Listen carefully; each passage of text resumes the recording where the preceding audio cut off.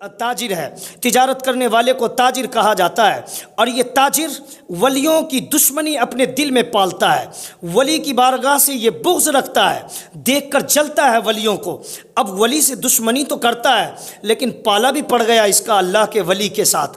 ہوتا کیا ہے، جو ولی کی بارگاہ میں آ جاتا ہے تو پھر اللہ والے اس کے مقدر کو جگا دیا کرتے ہیں، اس کا سویا نصیب جگا دیا کرتے ہیں، اس کا نصیبہ بیدار ہو جایا کرتا ہے۔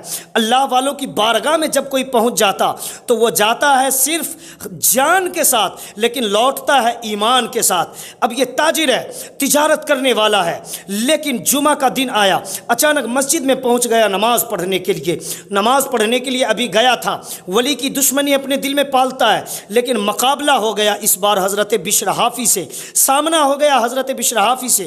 جمعہ کی نماز پڑھ کر فارغ ہونا تھا، حضرت بشر حافی فوراً مسجد کے دروازے سے باہر نکل گئے۔ جب اس نے دیکھا تو دل میں خیال آیا کہ یہ بشر حافی، لوگ انہیں اللہ والے کہہ کے پکارتے ہیں، لوگ انہیں ولی کے نام سے جانتے ہیں، لوگ ان کے چاہنے والے ماننے والے ان کا بڑا احترام کیا کرتے ہیں، اور یہ ہیں کہ جمعہ کا دن ہے، عبادت میں ان کا دل ہی نہیں لگتا۔ یہ نکل کر مسجد کے باہر چلے گئے، اور بھی نمازیں پڑھ سکتے تھے، لوگ نماز پڑھنے میں لگے ہیں مگر یہ دنیا کی طرف دوڑ پڑے۔ اب یہ تاجر کو رہا نہ گیا، آخر وہ حضرت بشر حافی کے پیچھے ہو لیا، بشر حافی کے پیچھے پیچھے چلا۔ حضرت بشر حافی چلتے چلتے ایک ہوٹل پہ پہنچ جاتے ہیں، وہاں روٹی خریدا حضرت بشر حافی نے۔ اب یہ تاجر اور بھی غصے میں آ جاتا ہے اور اس کا رنگ چینج ہونے لگا۔ تاجر دل ہی دل میں سوچتا ہے کہ یار یہ بشر حافی ہیں، لوگ انہیں اللہ کے ولی کہہ کے پکارتے ہیں، لوگ انہیں پارسا اور نیک کے کہہ کر پکارتے ہیں، انہیں جو ہے لوگ بہت دلوں سے طبیعت سے چاہتے ہیں،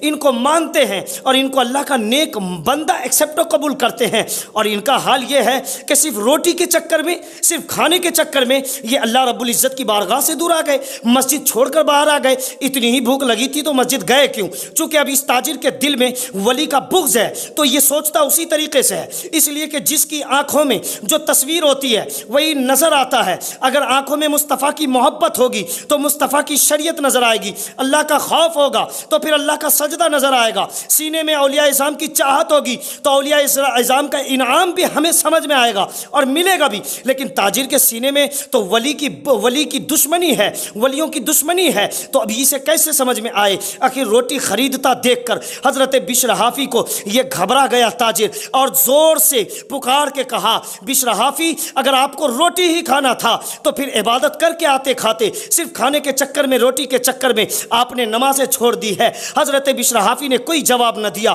آگے چلے، آگے چلنا تھا، سفر جاری ہے۔ حضرت بشر حافی دوسری مسجد کے اندر داخل ہوتے ہیں، ساتھ میں یہ تاجر بھی چلا۔ جب بشر حافی دوسرے مسجد میں جا کے پہنچے، آلریڈی وہاں ایک شخص موجود ہے جو بیمار ہے، بستر لگا کے سویا ہے، اٹھ نہیں سکتا، بیٹھ نہیں سکتا، چل نہیں سکتا، پھر نہیں سکتا۔ حضرت بشر حافی نے روٹی کا ٹکڑا کر کے اس بیمار شخص کے منہ میں ڈالنا شروع کر دیا، سرہانے بیٹھ گئے، کھلانا شروع کر دیا۔ تاجر گھبرا گیا، تاجر حیران و پریشان ہو گیا کہ آخر یہ کون بندہ ہے جو مسجد سے نکلا نماز چھوڑ کر، اس کے بعد یہ ہوٹل پہنچا، روٹی خریدی اس نے اور اس کے بعد اس بیمار کے پاس آ گیا، اسے دانہ کھلانے کے لیے آ گیا، اسے روٹی کا ٹکڑا کھلانے کے لیے آ گیا۔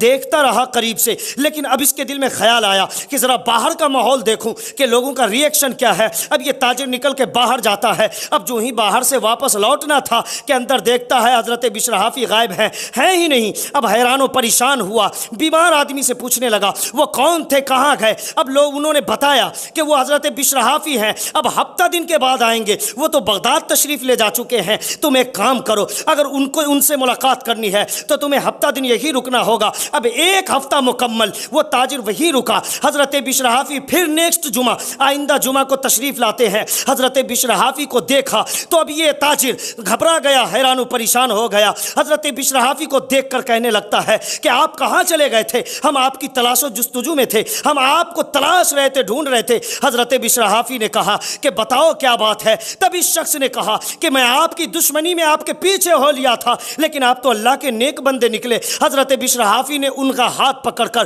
بغداد کا سفر شروع کیا، بغداد پہنچ گئے اور انہوں نے وہاں توبہ کیا، نمازیں پڑھنا شروع کی اور حضرت بشر حافی کے ماننے والے ہو گئے، اور جب نماز کے پابند ہو گئے، اللہ رب العزت کا خوف ان کے دل میں آ گیا، مصطفیٰ کا عشق ان کے دل میں بیٹھ گیا۔ تب حضرت بشر حافی نے کہا کہ اب جا، میں تجھے اجازت دیتا ہوں، تو اپنے گھر لوٹ جا۔ بشر حافی کا کہنا تھا کہ وہ بندہ اپنے گھر لوٹ گیا۔ دیکھیے اللہ کے ولی کی بارگاہ میں، اللہ کے ولی کی بارگاہ میں نہ جانے والا بندہ، ولیوں سے دشمنی رکھنے والا بندہ، بغض پالنے والا بندہ، عداوت میں دم گھٹ گھٹ کر جینے والا بندہ جب ولی کی بارگاہ میں پہنچ جاتا ہے تو پھر اس کی قسمت چمک جاتی ہے، اس کے قسمت کا ستارہ جگمگانے لگتا ہے، اس لیے کہ نگاہ ولی میں وہ تاثیر دیکھی بدلتی ہزاروں کی تقدیر۔